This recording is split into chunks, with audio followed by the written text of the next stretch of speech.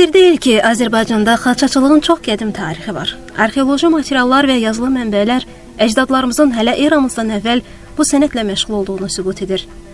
Tarixi qaynaqlarda 3-cü, 7-ci əsrlərdə Azərbaycanda xalça sənətinin daha sürətlə inkişaf etdiyi, ipəkdən, qızıl və gümüş saplardan nəfis xalçaların toxunduğu bildirilir.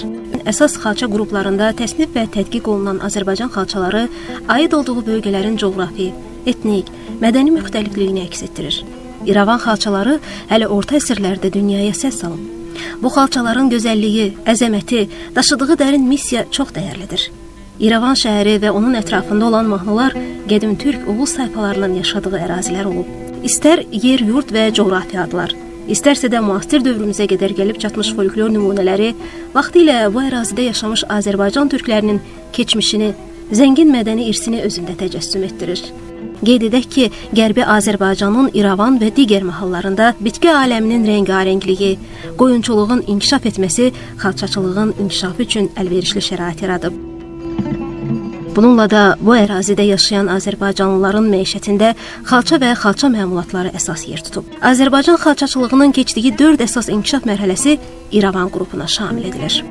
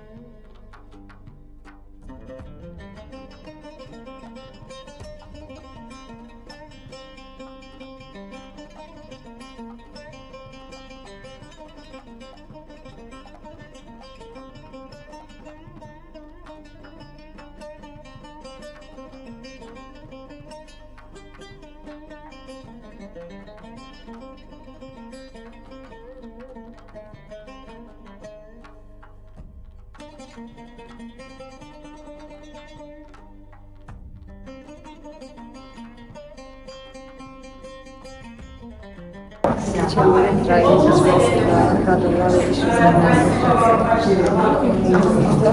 bilirsiniz ki, bizim ölkəmizdə gözəl bir ənənə var. Mayın 5-i, hər il mayın 5-i xalçaçı günü deyilir. Araz Azərbaycanı ikiyə bölür. Düşmənlərimiz Azərbaycanı ikiyə bölür. Ona görə də Cənub və Şimal Azərbaycan. Bax, burada bu bölgüdə o tərənnüm olunubdur. Günəş, aydın səma, aylı gecə. Bilmirəm, mən bilməzdim ki, zamanı gələndə açansa da bu muzeydə sərgiyə qoyulacaqdır.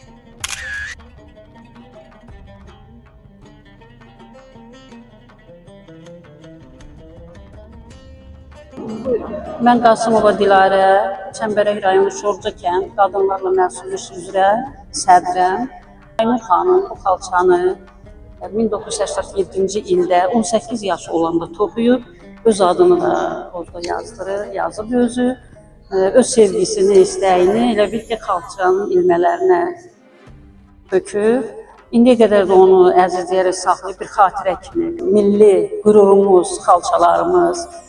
İstəyirdik ki, bugünkü tədbir iştirakçıları görsünlər. Bu dəqiqədə biz arzuluyuruq ki, inşallah gələcəkdə öz Göyçə mahalımızda bu tədbirlər təşkil olunsun.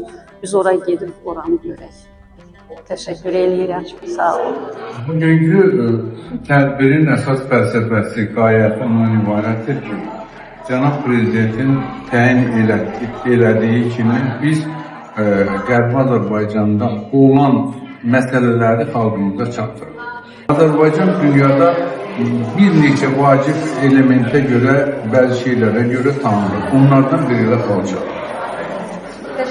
Buyurun, var olun, hoş geldiniz.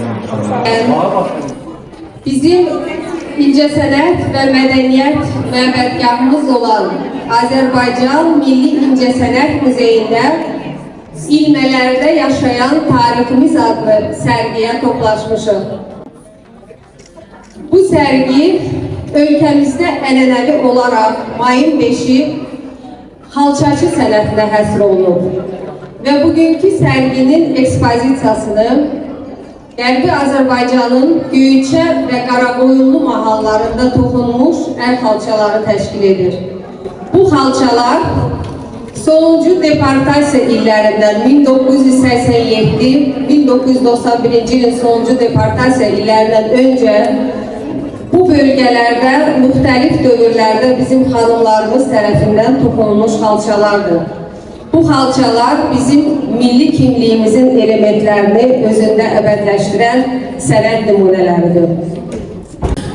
İlk növbədə onu demək lazımdır ki, hal-hazırda Bakıda 3-cü Beynəlxalq Xalça Festivalı keçirilir və bu sərgi də həmin festivalın çərçivəsində açılır. Qərbi Azərbaycan icmasına dərin minnətdarlığımı bildirmək istəyirəm.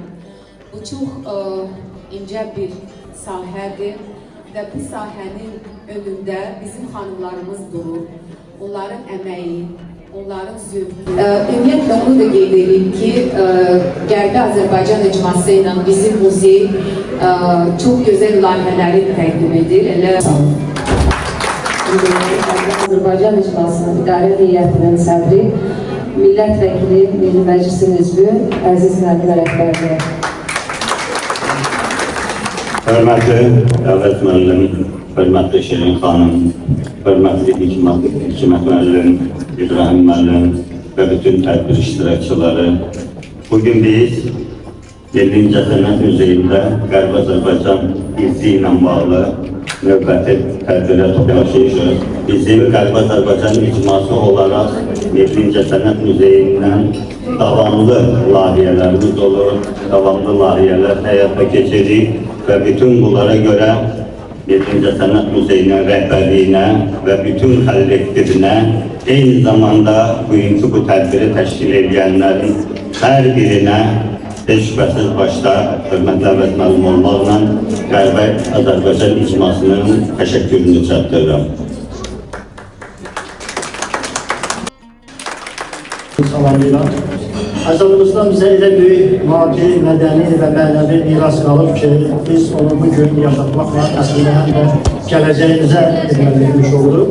Çünki nəticə etibarilə biz dünənki əcdadımızla gələcək nəsillər arasında bir körpü rolunu, körpü icrasını yerinə yetiririk.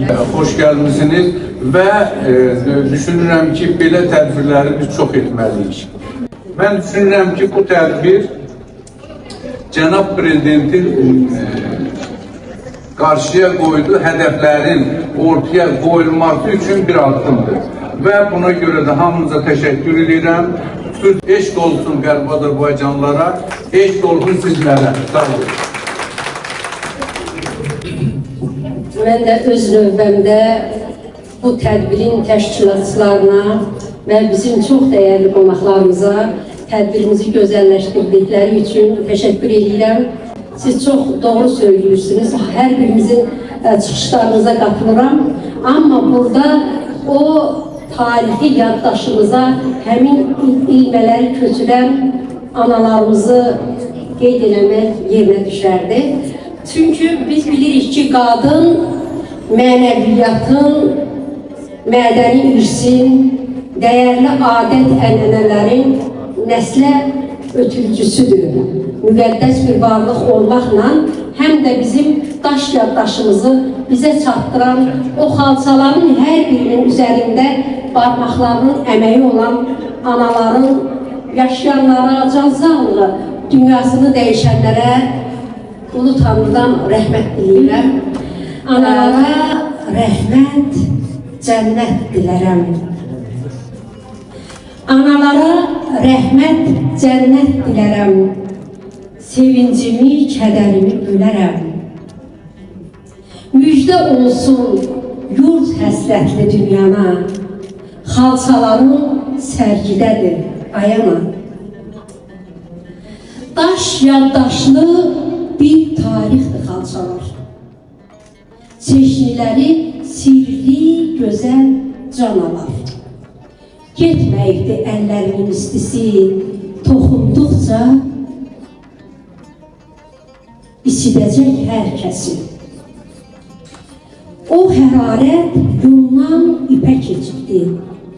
Əriş, arğac ilmələrə köçübdür. Sevə-sevə toxunaram üstünə, qızınıram mən də sənin üstünə. Sevə-sevə toxunduqca üstünə, qızınıram mən də sənin üstünə.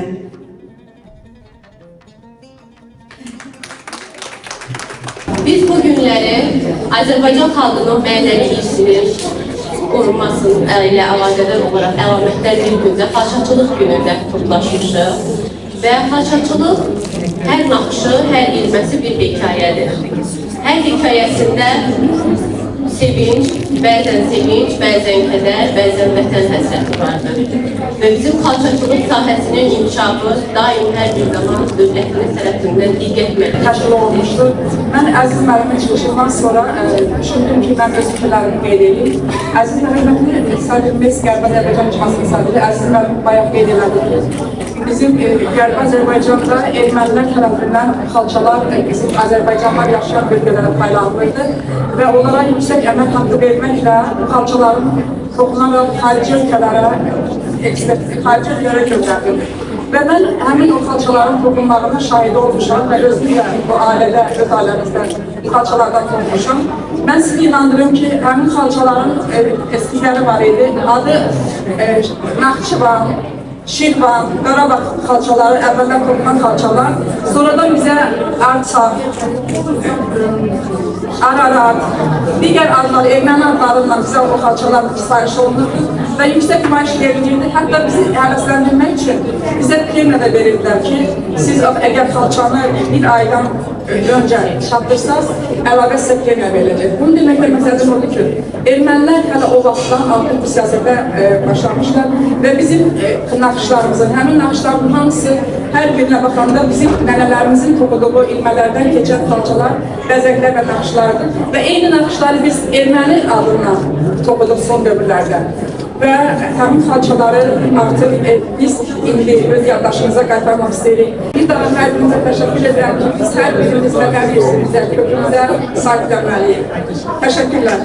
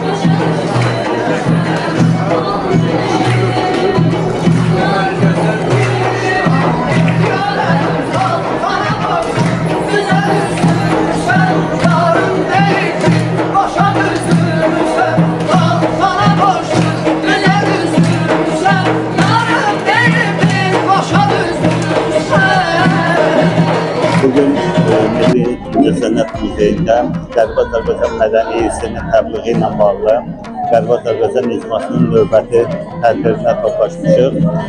Bu dəfəki tədbirimiz Göyçə Qaraqoyunlu bölgəsinin xalça mədəniyyətinə həsr olunubdur və bu gün burada analarımızın, nənələrimizin illər öncə Qərbi Azərbaycanda toxuduqları xalça nümunələri nümayiş etdirilir. Bu xalça nümunələrində bizim milli kimliyimizin elementləri olan müxtəlif naxışlar, damğalar, ornamentlər öz əksini tapıbdır.